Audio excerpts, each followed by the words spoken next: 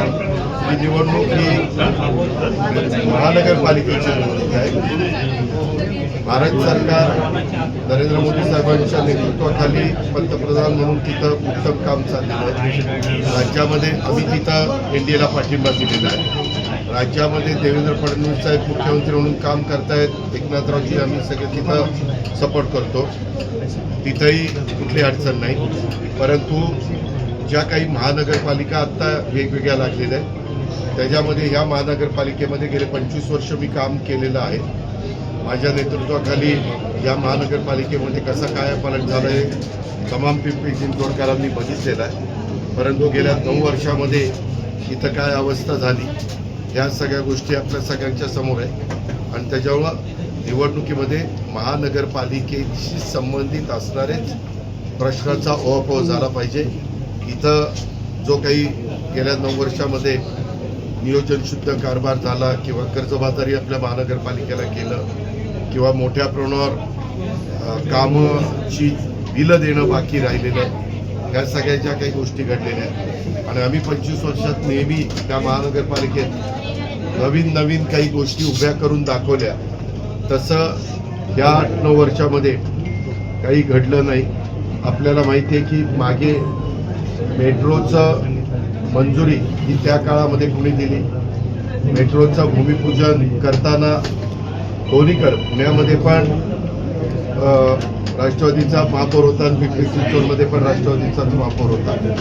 त्या काळामध्ये पंतप्रधानांनी नरेंद्र मोदी साहेबांनी भूमिपूजन केलं.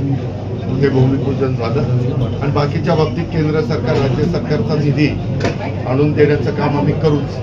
पण इथले महानगरपालिकेतले जे काही यक्ष प्रश्न निर्माण झालेले आहेत आणि आपल्याला अनेक अडचणींना सामोरं जावं लागतं त्या अडचणी दूर करण्याच्या करता आम्ही जे उमेदवार दिलेले आहेत दोन्ही राष्ट्रवादी काँग्रेस आणि अनेक RPIचे घटक आहेत आणि इतर पण काही राजकीय पक्ष जवळपास 9-10 संघटनांची ती यादी आहे. त्या सगळ्यांनी एकोप्याने काम करा याबद्दल मी त्यांना सांगितलं. संरक्षण लागते काही उमेदवारांना पोलिसांचं संरक्षण लागते. कुणालाही निवडणुकीला उभं राहिल्यानंतर काही त्याला जर जीवाला भीती असेल त्याला सुरक्षितता देणं हे पोलिसांचं काम असतं. प्रश्न 10 दिवसाचाच आहे. त्याच्या पुढे जो उमेदवार असेल आणि पोलिसांच्याकडे त्यांनी मागणी केली तर पोलिसांना दहशत नेमकी कुणाची. आता मागणी कुठल्या उमेदवारांनी केली कुठल्या एरियात आहे प्रत्येक ठिकाणी वेगवेगळ्या एरियामध्ये वेगवेगळे काही दहशत माजवणारी लोक असतात हे आपण पाहत असतो. दादा मला कळवलेलं आहे की आम्हाला अशा वार्डामध्ये गरज आहे पोलीस संरक्षणाची गरज आहे. तर मग मी पोलीस अधिकाऱ्यांना विचारलं. त्यांनी सांगितलं की त्यांनी आमच्याकडे लेखीपत्र द्यावं. लेखीपत्र दिलं तर आम्ही ते तपासून त्यांना गरज असेल तर आम्ही संरक्षण देऊ. दादा पहिल्या पत्रकार परिषदेमध्ये पिंपरी चिंचवडमध्ये झालेल्या आपण भाजपवर प्रचंड आक्रमकपणे टीका केली होती. त्याला आता देवेंद्र फडणवीस तेवढ्याच टीका करत. मी पत्रकारांनी सांगताना मी तेव्हाही सांगितलेलं होतं मी महानगरपालिकेपुरतं बोलतो.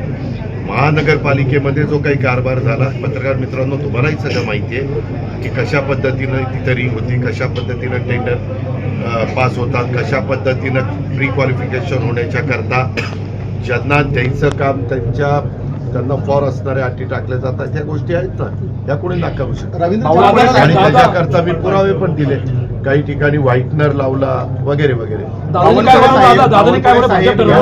तुम्ही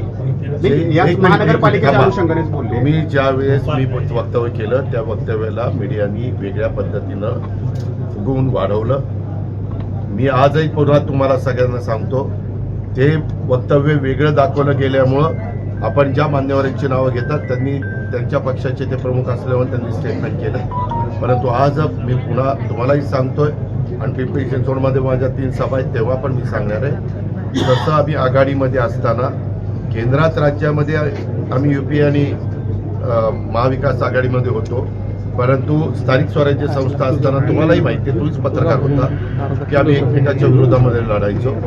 तसं पुण्यात आणि पिंपरी चिंचवडमध्ये झाले. दादांनी काय बोललं? महानगरपालिकेचं रवींद्र स्टेट चव्हाण आले, बावनकुळे आले, ते म्हटले की दादांनी हे बोलायला नको, ते बोलायला नको, असं काय ठरल्याप्रमाणे दादा वागत नाही असं म्हणणं त्या आहे. संदर्भामध्ये मी तुम्हाला कितीदा सांगतोय पत्रकार मित्रांनो की तुम्ही दाखवताना मी पूर्ण भाजपला बोललोय असं तुम्ही दाखवलं.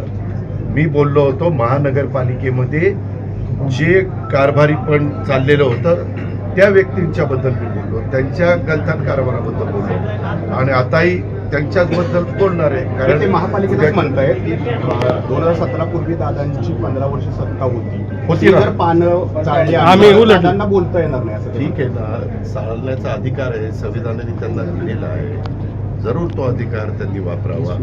शेवटी मी माझ्या परीनं माझी भूमिका मांडत असताना ते पण त्यांच्या परीनं त्यांची भूमिका मांडतील. जनता जनार्दन सर्वस्व आहे, जनता सर्वांचं ऐकून घेईल आणि ज्यांचं योग्य वाटेल त्याला बटन दाबेल. दादा महाराष्ट्रामध्ये म्हणजे अजित पवारांना सावरकरांचे विचार मान्य करावे लागतील असं आशिष शेलार म्हणाले. मी आपल्याला सांगू का, तुम्हाला विकासाचं काही पडलं, मी तुम्हाला कुठून तरी काहीतरी आमच्यात अंतर कसं वाढेल अशा प्रकारचे प्रश्न विचारून तुम्ही त्याला एक हे देण्याचा प्रयत्न करता. मला आता फक्त महानगरपालिका, मी ज्या महानगरपालिकेमध्ये जाईल त्याचबद्दल मी प्रश्नाचं उत्तर देईन.